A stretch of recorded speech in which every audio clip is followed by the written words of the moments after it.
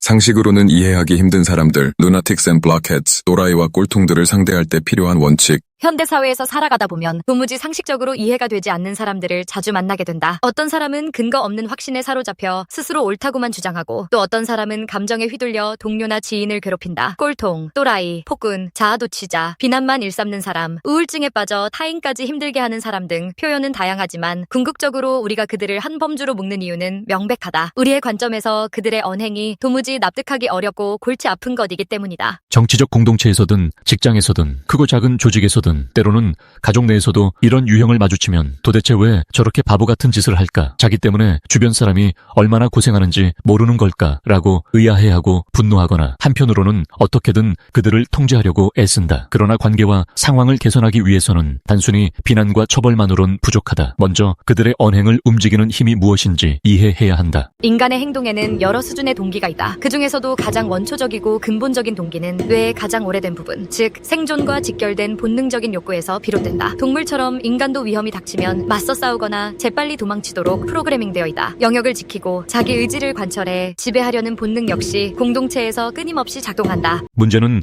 이러한 본능이 단순히 물리적 위협 상황에서만 발현되지 않는다는 데 있다. 현대 사회에서 대다수의 갈등은 당장 생명을 위협받는 순간과는 무관하게 훨씬 미묘하고 복잡한 상황에서 생긴다. 회사에서의 경쟁, 예술 공동체 내에서의 창작권 분쟁, 개인적인 감정 싸움 등에서 우리는 무의식적으로 싸우거나 도망치거나 혹은 더 교묘하게 저항하는 행동 양상을 보이게 된다. 그러다 보면 이성적으로 판단해야 할 문제에도 감정이 과하게 끼어들어 갈등을 심화시키고 상식을 벗어난 극단적 행동으로 이어지기 십상이다. 인간 행동을 이해하는 열쇠, 생각, 감정, 두려움, 욕망. 사람은 합리적 판단에 근거하여 움직이기도 하지만 동시에 비합리적인 감정, 두려움, 욕망 또한 강력한 동기 요인이 된다.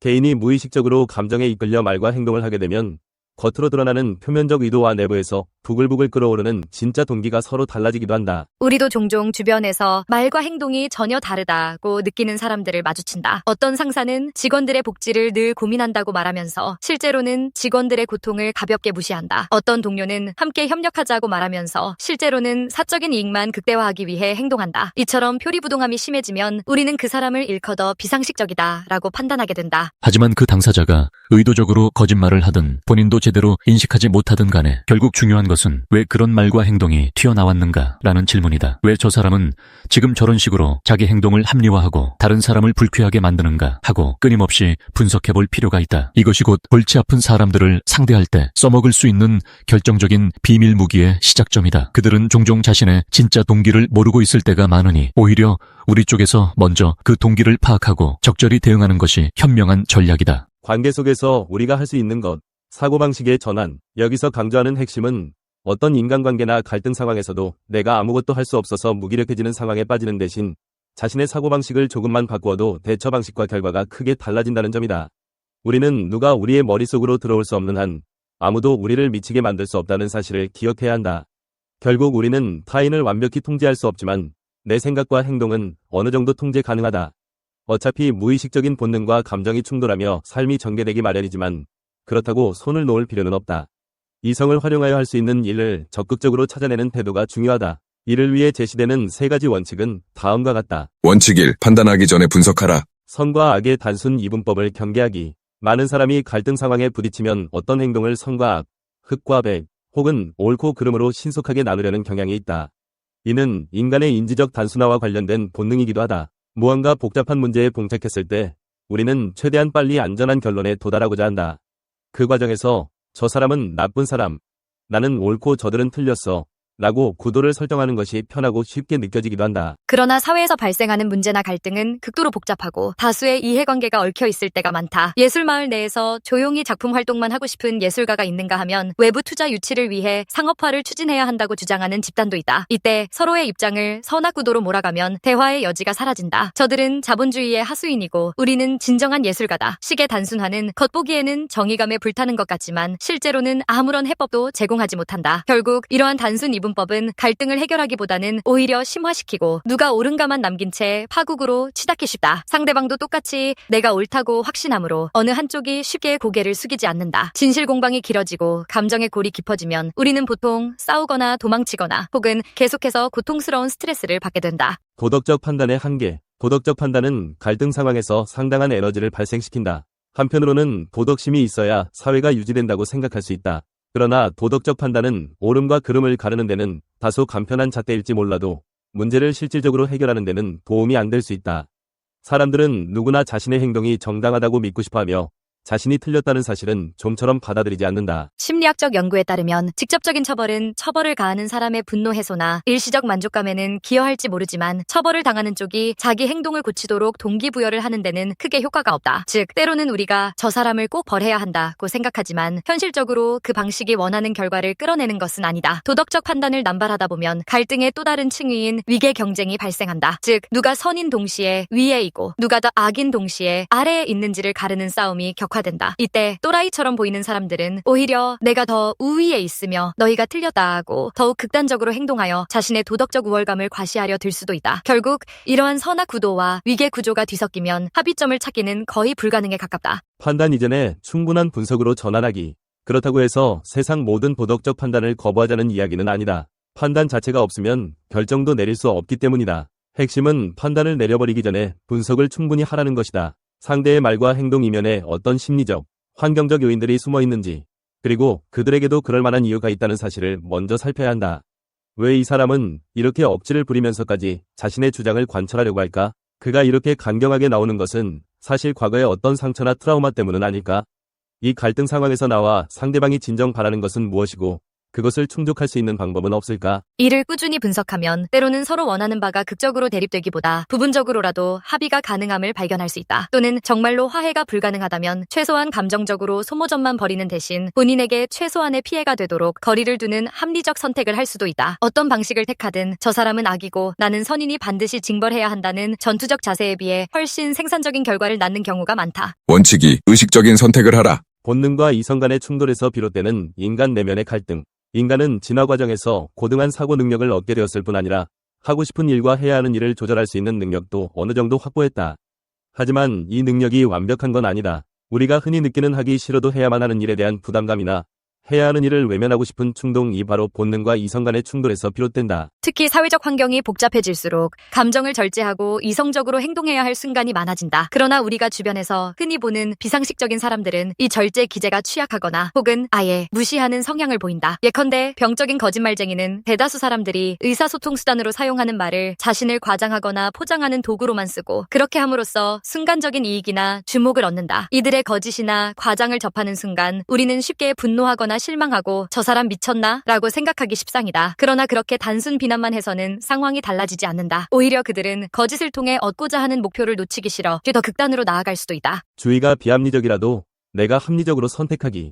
주변에 또라이처럼 행동하는 사람이 있다면 우리가 매번 그 사람의 행동에 휘둘려 정서적으로 반응하고 일희일비하고 감정 소모를 해서는 안 된다. 물론 상대가 말도 안 되는 행동을 하거나 우리에게 직접 피해를 준다면 일정한 선을 긋고 필요한 조치를 취해야 할 때도 있다.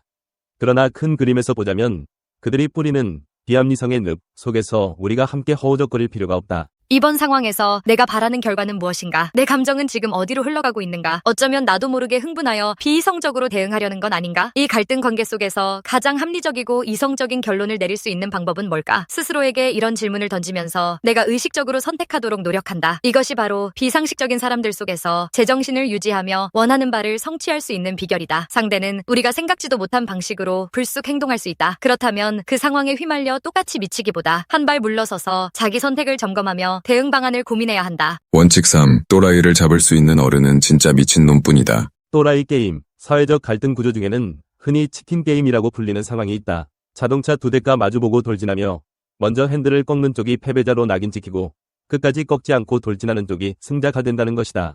이는 아주 위험한 게임이지만 게임 이론으로 보면 흥미로운 점이 많다. 모두가 합리적으로 판단하면 결국 충돌을 피하기 위해 둘 다 핸들을 꺾어야 하는데 그것이 곧 비겁함을 뜻하게 되니 각자 먼저 핸들을 꺾기 싫어하는 역설이 발생한다. 이 상황에서 이기려면 상대에게 나는 절대 핸들을 꺾지 않을 미친놈이야 라는 확신을 줘야 한다. 정말 미치지 않고서는 할 수 없는 행동들을 보이거나 혹은 실제로 매우 극단적인 인상을 심어주어야 한다. 예컨대 조폭들이 몸에 문신을 새기는 것, 스스로를 학대하듯 담뱃불로 지지는 것, 혹은 인두로 글을 새기는 것도 나는 이렇게까지 무모할 수 있는 사람이다 라는 일종의 상징적 과시다. 상대는 저 사람은 실제로 나를 해치거나 혹은 스스로 파멸할 수도 있겠구나 라고 여기게 되면 먼저 물러서 버린다. 이렇듯 또라이 게임에서 이길 수 있는 사람은 진짜 미친 사람일 수밖에 없다. 왜냐하면 합리적인 사람은 자기 파멸을 감수하면서까지 상대를 제압하려고 하지 않기 때문이다. 또라이처럼 행동하는 이들은 스스로도 파멸적 결과를 감수할 수 있다는 배짱을 보이며 이를 통해 협상에서 유리한 위치를 점하려고 한다. 진짜 미친놈이 되려는 사람들, 우리는 어떻게 대처해야 할까? 문제는 실제 생활에서 이런 또라이 게임을 걸어오는 사람이 적지 않다는 사실이다. 그들은 때로는 위협, 갈취, 약자, 괴롭히기 등의 방식으로 자신이 미친놈이라는 이미지를 심어주고 상대방을 함부로 나서지 못하게 만든다. 여기서 우리가 대응을 잘못하면 상대가 하는 극단의 전략에 말려들어 똑같은 극단으로 치달을 위험이 있다. 나도 절대 지지 않아. 끝까지 간다. 라는 식으로 맞대응하면 둘 다 파멸적인 상황에 치닫고 사회적 신뢰나 관계가 완전히 무너질 수 있다. 반대로 매번 무조건 물러서기만 하면 그들은 이 사람은 위협이 안 되는구나 하고 앞으로 더 심하게 나올 가능성이 크다. 그래서 정답은 간단하지 않다. 원칙적으로 폭력과 위협을 용납해서는 안 되지만 그렇다고 나도 진짜 미친놈이 되어 맞대응하는 것은 사회적, 법적, 감정적으로도 심각한 부작용을 낳을 수 있다. 여기서 우리가 다시금 주목해야 하는 것은 앞선 원칙 1과 2이다. 판단 대신 분석을 우선하고 항상 의식적인 선택을 하며 상대를 제압하기 위한 목표보다 내가 지켜야 할 것을 지키고 더 큰 손해를 막는 방향으로 대처하는 것이다. 어떤 경우에는 법적 지원이나 외부 중재를 요청해야 할 수도 있고 어떤 경우에는 적절히 거리를 두어 애초에 싸움판에 끌려 들어가지 않도록 조치해야 한다. 또 다른 경우에는 상대와 아주 미묘한 협상 과정을 거쳐 적당한 공포감을 주지만 진짜로 위험해지지 않을 정도의 전략을 구사해야 할 때도 있다. 결국 이는 매우 구체적인 맥락과 상호작용에 달려있다. 하지만 핵심은 내가 어느 선까지 감수할 것인지, 무엇을 지켜야 하고 무엇을 포기해도 괜찮은지를 철저하게 분석하고 이성적으로 선택하는 것이다. 회사 생활에서의 실제 적용 사례. 예컨대 회사에 새로 들어온 팀장이 자기 주장을 지나치게 강하게 밀어붙이고 부하 직원들을 심리적으로 위협하는 상황을